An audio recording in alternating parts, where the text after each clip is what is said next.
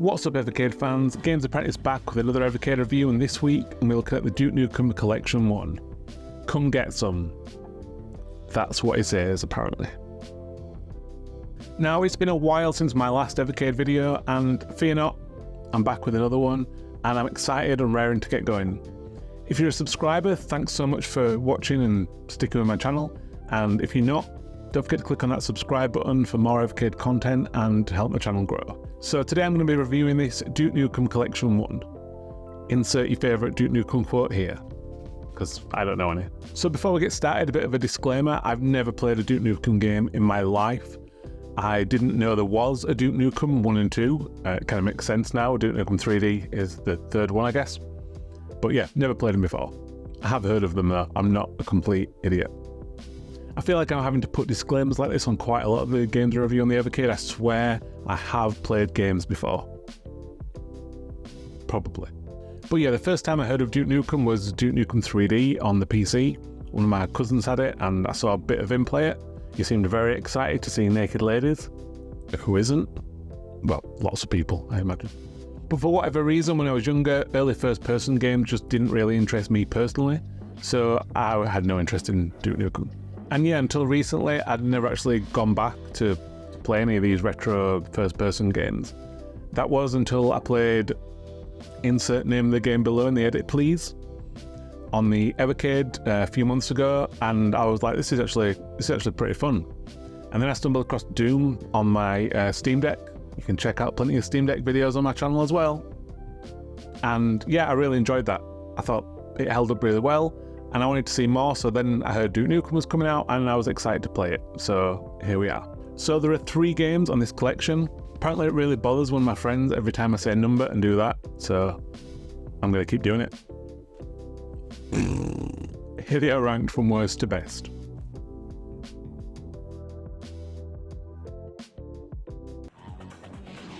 %, thought I was going to love Duke Nukem 3D and hate the other games on this cart. But that's not how it went down at all.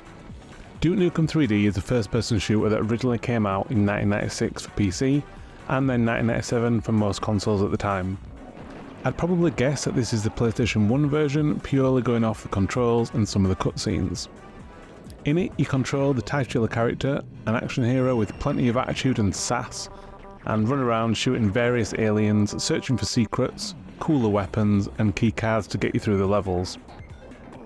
Whilst I initially enjoyed it, as the game progressed it began to become much more frustrating. The most problematic area with the game was the controls, and the little to no help the game offers in assisting you with them. Aiming is obviously very difficult in early FPS games without an analog stick, and anyone who's played GoldenEye will tell you that it's even difficult with an analog stick. Whereas Doom was very understanding about this, offering large hitboxes and enemies that mostly stood still, Duke Nukem 3D requires more precision. This is made worse when enemies start just levitating around or throwing themselves to the floor. To aim up or down you can use L1 and L2, but it's really difficult to do. Crouching and jumping can sometimes help, but not always. In the end, I just found the game more frustrating than I did fun.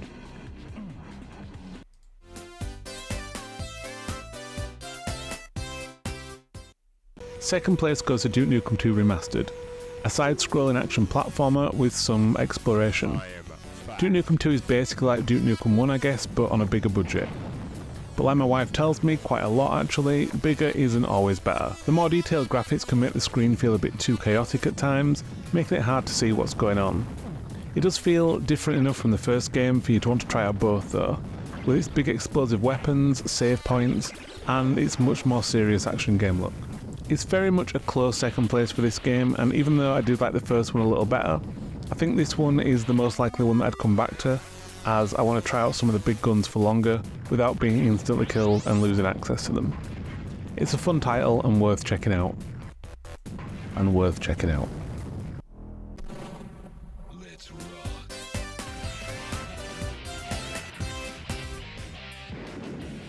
When I first started playing this game, I thought it was horrible. It just reminded me a lot of computer platformers. I'm looking specifically at you, Captain Planet, with lots of nonsense going on around you to shoot and its colour palette. Then I died and had to start over, and then again.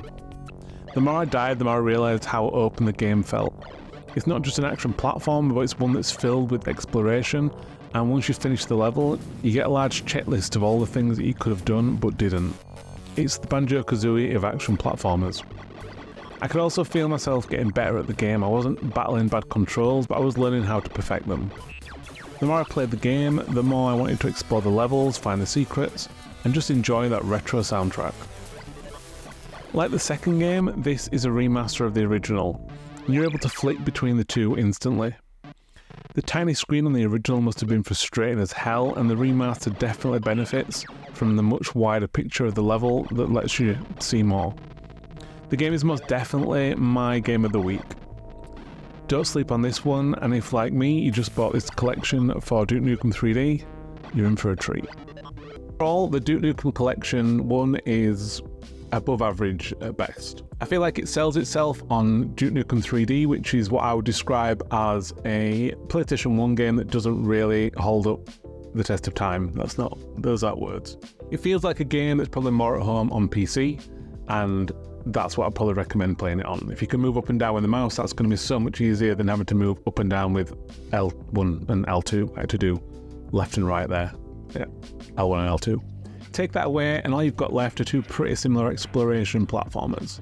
While these are both good games and enjoyable, it doesn't really offer the variety and the quantity that you see on the other Evercade carts, which is a bit disappointing, to be honest. There's another Duke Nukem cart out there, and I suspect they could have just bundled these together and, not ripped us off a bit. If you're a fan of Duke Nukem 3D and you also like the idea of playing the exploration platformers, and you're used to using the controls for looking up and down, that's the symbol for looking up and down now. So yeah, if you're used to using the controls for looking up and down, then yeah, it's probably fine, you probably enjoy it, but otherwise you're probably going to feel like there's not enough value here. For those reasons, I'm going to score this one, as I said, an above average 5.5 out of 10. As always, thanks so much for watching. Don't forget to like the video and let me know how you got on with Duke Nukem and the up and down. And don't forget to subscribe to the channel for more of my content. Hopefully, I'll catch you next time.